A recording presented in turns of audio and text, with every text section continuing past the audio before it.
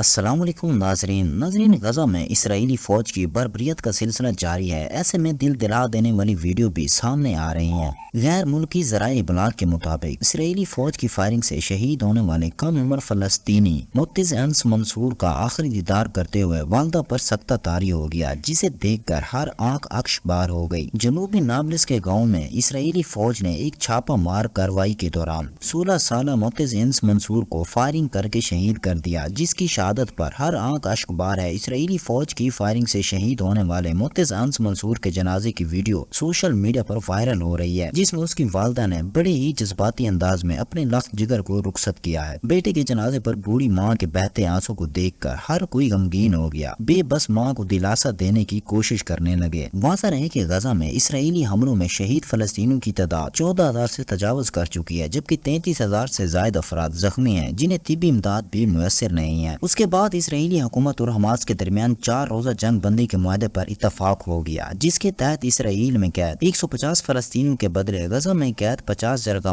کی رہائی اور موصول علاقے میں انسانی امداد پہنچانے کی اجازت دے دی گئی ہے۔ فریقین کے درمیان خفیہ مذاکرات میں قطر ثالث کا کردار ادا کر رہا ہے۔ ایک بیان میں قطر نے اسے انسانی توقف قرار دیتے ہوئے کہا کہ جنگ بندی کے آغاز کے وقت کا اعلان اگلے 24 گھنٹوں میں کر دیا جائے گا۔ اسرائیلی وزیر اعظم نیتن یاہو کے دفتر سے جاری ایک بیان میں کہا گیا کہ 50 خواتین اور بچوں کو 4 روز میں رہا کیا جائے گا اور اس دوران لڑائی میں وقفہ ہوگا، بدلے میں فلسطینی قیدیوں کی رہائی کا ذکر کیے بغیر۔ بیان میں کہا گیا کہ ہر 4 اضافی یرغمالیوں کو رہا کیے جانے پر جنگ بندی میں مزید 1 دن کا اضافہ کیا جائے گا۔ کئی گھنٹوں طویل اجلاس میں غور کرنے کے بعد جاری بیان میں کہا گیا کہ اسرائیل کی حکومت تمام نوعیوں کی وطن واپسی کے لیے پرعزم ہے۔ اس مقصد کو حاصل کرنے کے لیے پہلے مرحلے میں مجوزہ معاہدے کی منظوری دے دی گئی ہے۔ حماس نے کہا کہ 50 یرغمالیوں کو اسرائیلی جیلوں میں قید اور 150 فلسطینی خواتین اور بچوں کے بدلے رہا کیا جائے گا۔ بیان میں کہا گیا کہ جنگ بندی کے معاہدے سے انسانی اور طبی امداد اور انجن سے لدے سینکڑوں ٹرکوں کو غزہ میں داخل ہونے کی اجازت ملے گی۔ حماس کے مطابق اسرائیل نے جنگ بندی کی مدت کے دوران غزہ کے تمام حصوں میں سے کسی پر بھی حملہ یا گرفتاری نہ کرنے کا عہد کیا۔ امریکی صدر جو بائیڈن نے کہا کہ وہ اس معاہدے کا خیر مقدم کرتے ہیں۔ آج اس معاہدے کے تحت مزید امریکی یرغمالیوں کو گھر واپس لایا جانا چاہیے۔ میں اس وقت تک نہیں رکوں جب تک ان سب کو رہا نہ کر دیا جائے۔ 7 اکتوبر سے اسرائیل اور حماس کے درمیان جاری تنازع جھڑپوں کے بعد یہ معاہدہ اس تنازع کی پہلی جنگ بندی ہے۔ ان جھڑپوں کے دوران اسرائیلی بمباری نے غزہ کے بڑے حصے کو تباہ کر دیا ہے۔ 13,300 شہری جاں بحق ہو چکے ہیں اور اس کی کل تعداد 23 لاکھ آبادی میں سے تقریباً 2/3 افراد بے گھر ہو گئے ہیں۔ لیکن نیتن یاہو نے کہا کہ اسرائیل کے وسیع تر مشن میں کوئی تبدیلی نہیں آئی۔ انہوں نے حکومتی اجلاس کے آغاز پر ایک ریکارڈ شدہ پیغام میں کہا کہ ہم حالت جنگ میں ہیں اور ہم اس وقت تک جنگ جاری رکھیں گے جب تک اپنے تمام مقاصد حاصل نہیں کر لیتے۔ انہوں نے کہا کہ ہمارا مقصد حماس کو تباہ کرنا، یرغمال بنائیں گے ہمارے تمام افراد کی واپسی اور اس بات کو یقینی بنایا ہے کہ غزہ میں کوئی بھی گروہ یا ادارہ اسرائیل کے لیے خطرہ نہ بن سکے۔ حماس نے اپنے بیان میں کہا کہ ہم جنگ بندی کے معاہدے کا اعلان کرتے ہوئے اس بات کی تصدیق کرتے ہیں کہ ہماری نظریں نشانے پر ہیں۔ یاد رہے کہ 7 اکتوبر کو حماس کے حملوں میں ایک اندازے کے مطابق 1,200 افراد ہلاک ہوئے، جبکہ 240 عام شہریوں اور فوجیوں کو پکڑ کر یرغمال بنا لیا گیا تھا۔ خیال ہے کہ مغوی بنائے گئے یہ لوگ غزہ میں مقید ہیں۔ حماس کے حملوں کے بعد اسرائیل نے غزہ پر فضائی اور زمینی حملے شروع کر رکھے ہیں۔ فلسطینی حکام کا کہنا ہے کہ اسرائیلی حملوں میں اب تک 14,100 افراد جاں بحق ہو چکے ہیں، جن میں زیادہ تر خواتین اور بچے تھے۔ غزہ کا بیشتر حصہ ہزاروں فضائی حملوں سے تباہ کر دیا گیا ہے۔ یہ علاقہ مسلسل محاصرے میں ہے، جہاں محدود مقدار میں خوراک، پانی اور ایندھن کی اجازت ہے۔